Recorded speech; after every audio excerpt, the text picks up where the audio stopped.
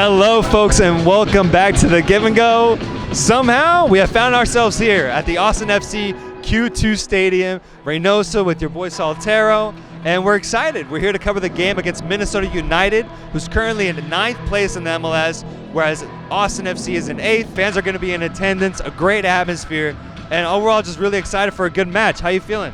Yeah, man, Austin FC, Minnesota United, they have the same record. 2 wins, 2 draws, 1 loss. Austin FC been really formidable at home. Just thrashing Inter Miami, FC Cincinnati. I think Minnesota will be a tougher test, but they're going to be really good here, I think, Austin. They love playing in front of this home crowd. We got a good draw against Seattle here, so I think Austin FC going to pick up 3 points here tonight. Yeah, no, Austin is undefeated at home so far this season, and it's going to be just an awesome atmosphere. The fans are coming out, and we're excited to experience this.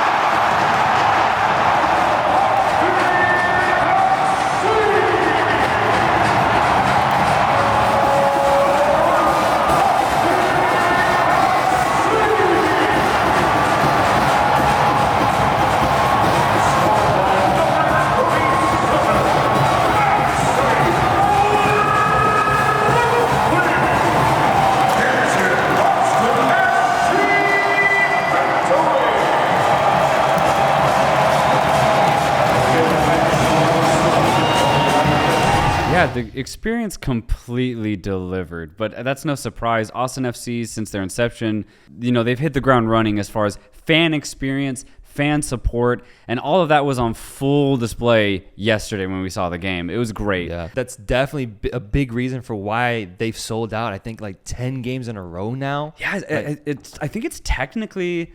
I think it's more than that. I don't know the number, but it's right now the longest active streak in the MLS. Sellout. Really, for me, first half, chippy. Super chippy game. Minnesota United really bunkered in more so than I was expecting them to. Austin dominate possession. They boss the ball around, and they slowly squeeze you. They really put pressure on any opponent that comes in to Austin to play. Austin's always going to dominate that side of the game. Take it back into the second half, and I think first 5-10 minutes was already kind of like the first half, but then just slowly, the game started to open up. Whether it's Minnesota just getting tired, because even Austin players were getting a little tired too. Spaces were just being created, pockets are opening up, and Austin's possession finally culminated into several chances, actually. First one, obviously, was that great goal. Jimenez on the right flank gets the ball eventually after a cross from the other side, crosses it back in, and there's Maxi Urruti, who just knows how to put goals in the back of net in this league specifically, man. He comes in to save the day one more time. It's 1-0 Austin, and at that point, I just did not see Minnesota really coming back into this game. They themselves, Minnesota, kind of got a little bit more offensive. They had to chase the game. But Austin at that point honestly should have scored at least a second goal. They created way more chances after opening the game. Could have ended 2 or 3-0. At the end of the day, it was 1-0 for Austin. But looking at Austin on a broader scope, because honestly, I'm not really seeing it talked enough, I'd say, at least from what the media there is on MLS in general. I see this Austin team as being one of I'm going to go ahead and say top 5, top 6 teams in the league. Austin FC have what most teams don't, and that's identity in their roles.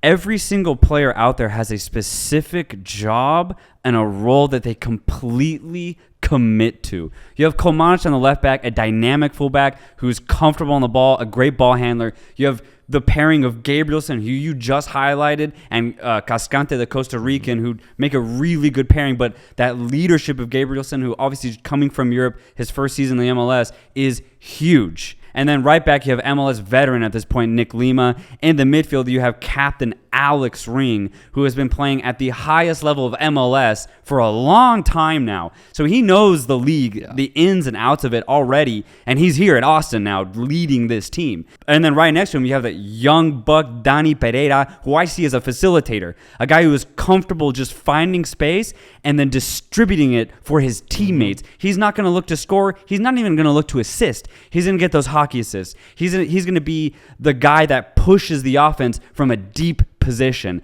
And then you go up top. You have Sebastian Driussi, who's playing, in Russia and Europe beforehand. Now he's here in the MLS, still scoring goals, still facilitating. You have Maxi Urruti, who is at this point an MLS vagabond, who's I don't know how many teams he's been on, but he knows the league so well. I actually think he's played for all 3 Texas teams now. He's played for Dallas, Houston, now he's played for Austin. So he just knows how to get the best of MLS defenders. Another MLS winger veteran in Ethan Finley playing in those positions and that winger position. There's just so much class and quality that this Austin team possesses.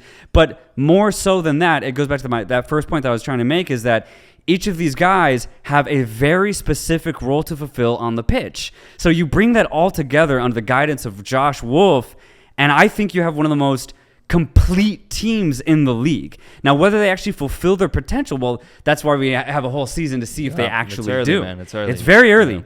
You still have players like Valencia to come off the bench. And that's actually another thing that I would love to know what Wolf thinks is, why isn't Valencia starting yet? Yeah. Which is interesting because when you do think about it, it is tough because you have Alex Ring, who just knows the league so well, Danny Pereira, who's that facilitator.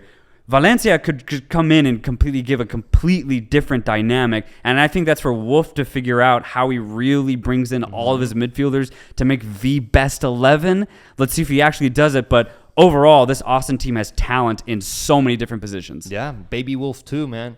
Yeah. His son Wolf on the team as well, which I think put in a few minutes yesterday as well. And then you back all of that with the fortress that is Q2 Stadium. There you go. I'm already envisioning playoff games at this venue, man. Overall, a great experience going to Austin FC in the Q2 Stadium to catch this game, and I'm excited to catch many more and see all these other MLS teams that are going to be in town visiting, trying to pull out a result in one of the toughest places to play in the league.